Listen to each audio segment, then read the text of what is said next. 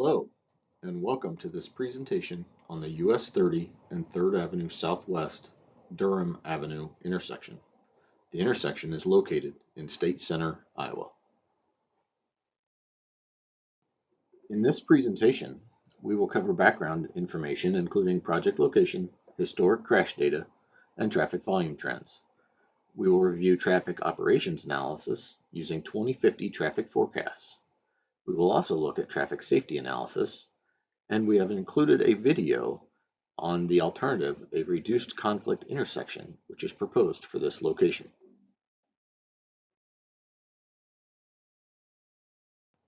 Now let's take a look at some of the background information. This image shows an aerial view of the US 30 3rd Avenue Southwest intersection. The median width between eastbound and westbound US Highway 30 is approximately 50 feet. Passenger cars entering the intersection from either 3rd Avenue Southwest or Durham Avenue are able to complete the through or left turn movements by using a two-stage crossing maneuver where they cross one direction of travel and stop in the median area, wait for a gap in the opposite direction, and then complete their maneuver. The space from the stop line in the median to the through lane is approximately 38 feet. The length of a full-size tractor-trailer is approximately 74 feet. This means that large trucks are not able to use the two-stage crossing technique because their trailer would be obstructing traffic. Instead, semi-trucks must find gaps in both directions to complete crossing or left turn maneuvers. This causes increased delay at the intersection. Additionally, the presence of multiple vehicles in the median turn area creates visual obstructions for the driver, making it harder to safely identify gaps in traffic. Depending on the angle that the driver approaches the median area, the vehicle's A-pillar may also cause a visual obstruction as the driver assesses the available gaps to complete their maneuvers. Let's move on and discuss some of the historic crash data at this location. The image to the right is a collision diagram showing crashes at the intersection from January 1st, 2014 to March 17th, 2025.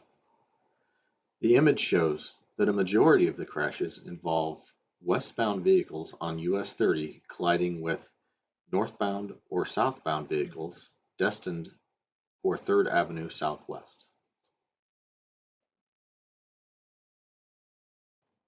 The charts on this page show that there have been 28 crashes at the intersection in the time period between January 1st, 2014 and March 17th, 2025.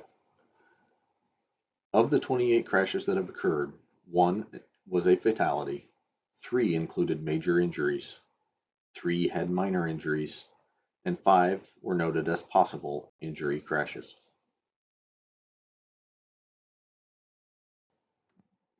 These charts show that of the 12 crashes that included injuries or fatalities at the intersection, there were actually 26 people involved. This included 1 fatality, 3 major injuries, 11 minor injuries, and 11 possible injuries. Now let's take a look at a summary of the manner of crashes. These charts show that 14 of the 28 total crashes at the intersection were broadside type crashes. Another 4 were angle or oncoming left turn type crashes. These two types of crashes typically are more severe than other types of crashes. A review of the major causes associated with crashes at this intersection found that 18 of the 28 total crashes at the intersection were categorized as failure to yield right-of-way, either from making the left turn movement, from the stop sign, or from the yield sign. These types of crashes are indicative of drivers not identifying acceptable gaps in traffic.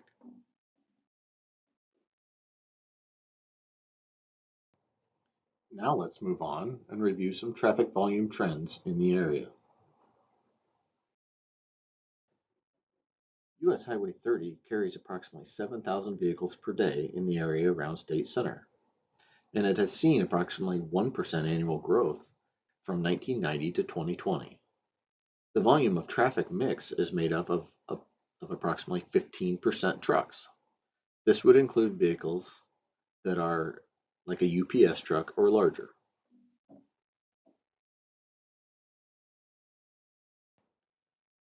The population of State Center has also grown since 1990. The population at the 2020 census was 1,391 people, and since 1990, it has seen approximately a 0.4% annual growth. This information helped factor into the traffic forecasts, which were used in the traffic analysis section. A 0.5% annual growth rate was applied to traffic on 3rd Avenue Southwest, while a 1% annual growth rate was applied to traffic on US Highway 30 to develop the 2050 traffic forecast. Now let's take a look at the traffic operations analysis. A traffic operations analysis is one half of the process when evaluating intersection alternatives. The other half of that process is the traffic safety analysis, which we will discuss in a little bit. A traffic operations analysis results in a level of service grade, very similar to an academic report card, A through F. The difference between the two is that with traffic operations analysis, there is a level service E, unlike the academic report card. For this analysis, we have grown traffic forecasts out to 2050. And we have prepared several different analyses comparing the existing two-way stop controlled intersection to different conditions. This slide shows a hypothetical all-way stop condition. While the intersection itself does not meet the manual and uniform traffic control devices warrants for all-way stop control, we wanted to show the impact of all-way stop on operations. As can be seen with 2050 traffic at this intersection, the two-way stop controlled intersection is expected to experience level service F, or poor operations. The all-way stop control condition results in much better operations. However, we see higher delays and worse level of service for the US Highway 30 approaches.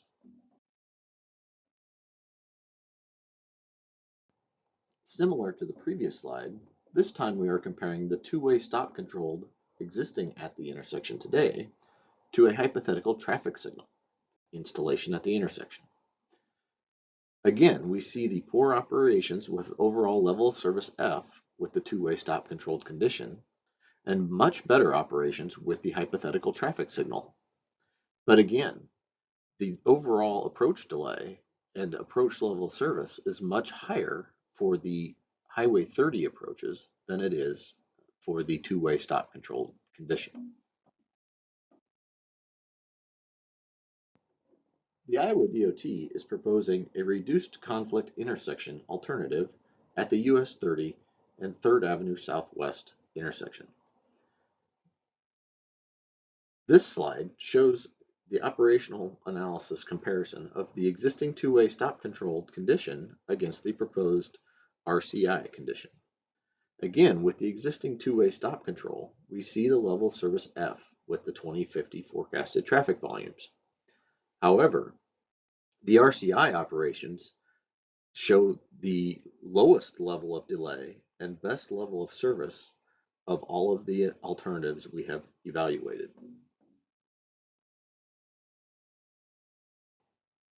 Let's now move on to the other half of our analysis process, the traffic safety analysis.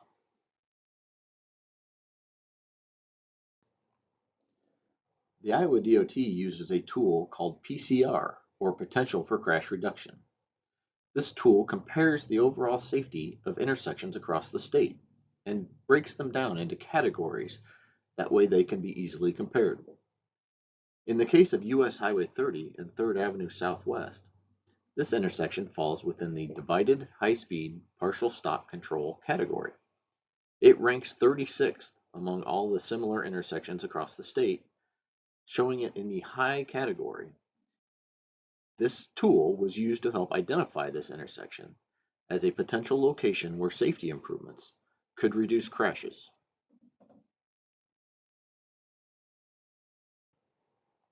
The Federal Highway Administration has developed several tools for conducting predictive safety analysis. One of these tools is SPICE, or Safety Performance for Intersection Control Evaluation.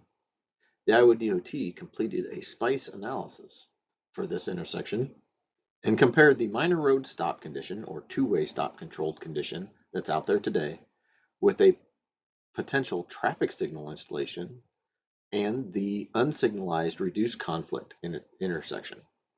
The results of this analysis are shown in the table. Of the three alternatives, the potential traffic signal installation showed an increase in crashes at the intersection.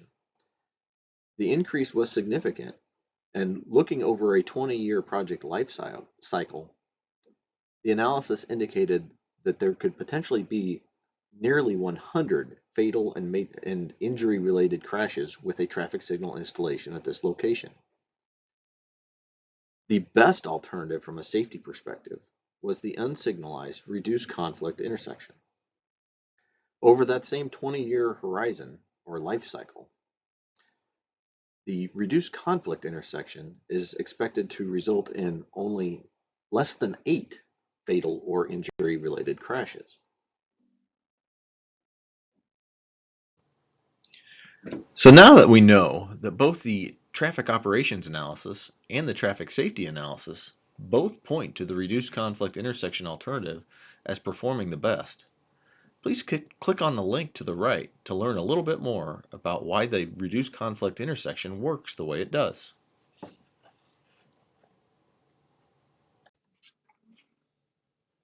The Iowa DOT would like to thank you for taking the time to listen. We welcome your questions and comments. The preferred method to contact us is by using the online link shown here. If you would rather contact us by email or phone, please reach out to the District Transportation Planner, Shelby Ebel. All comments should be received by October 6, 2025.